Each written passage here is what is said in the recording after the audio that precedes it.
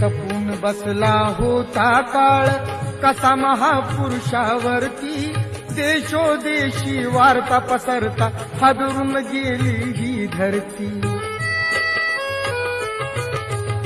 काळजातील हंस हरपला दर्याला आली भरती, सूर्य बुडाला अंधार झाला म्हणून जनता ही झुरती.